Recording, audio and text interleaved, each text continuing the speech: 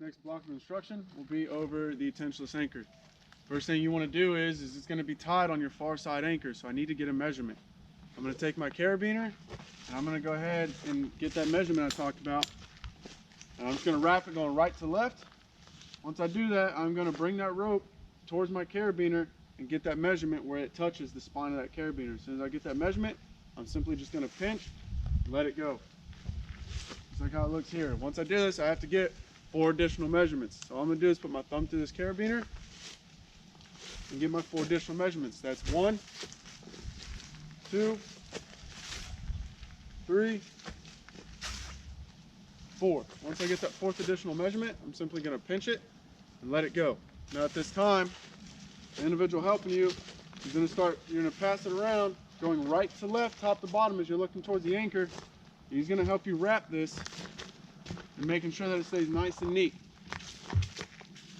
You're going to want to ensure that, again, you're not getting any twists and it's staying nice and dressed up as it gets passed around. And it doesn't come over top of itself because, again, you're going right to left, top to bottom.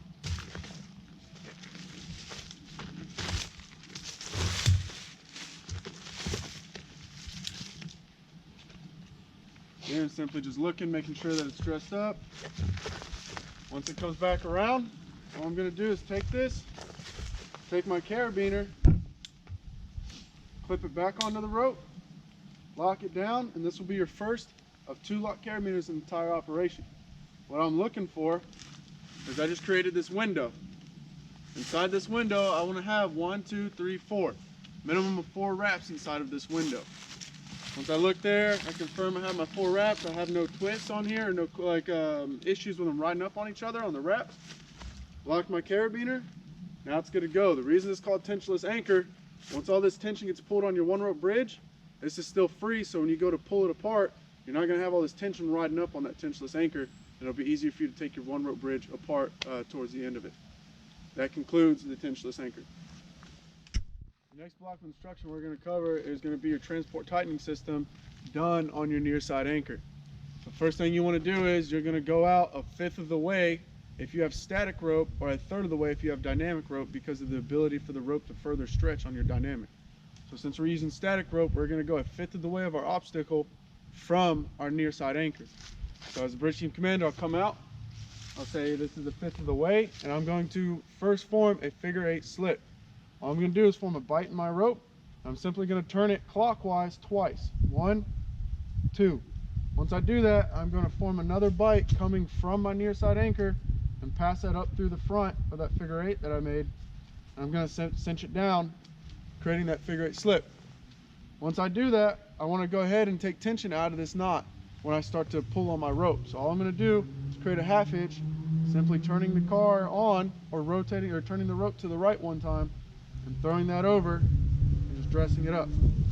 Now I have my figure 8 slip with my 1/2 hitch formed on there, so I don't have to worry about any issues of the tension being formed on the actual figure 8 slip.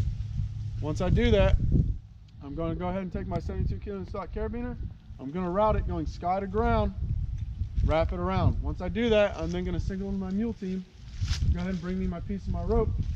I'm simply going to put it into my carabiner, lock it down, and this will be your second of 2 lock carabiners in your entire operation. After that's done, I'm going to go ahead and tell him, go ahead and start pull.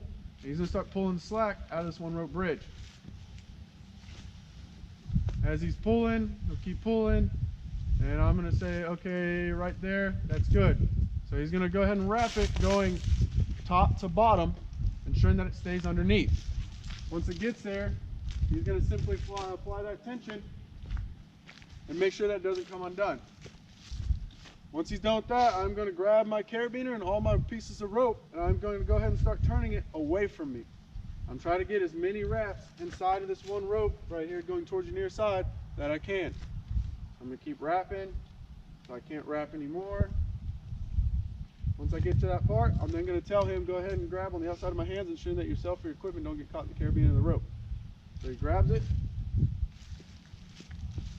And all I'm going to do is come back, and now what I need to do is tie a double clove hitch slip. All I need to do is form a bite And ideally, when I tie my double club hitch slip, I want to try to tie it where these wraps in the rope meet the apex coming from my near side anchor. So all I did was, when I put my bite over, I created this little window. So I had my apex right here, and then when I put my bite, I created a little window. I'm going to punch through that little window, grab my bite, swing it back over, create my diagonal locking bar. Once I create that diagonal locking bar, all I'm going to do is make a double bite and pass it up underneath that diagonal locking bar, and then grabbing the two pieces of the double bite you made furthest away from you is how you'll cinch it down. Once I get it as tight as I can, I'm simply going to come back and try to pull it as far away from that near side anchor as possible, and just ensure that it's still tight. If I have any of this left over, I'm simply going to pass it through that double bite I made, acting as a safety.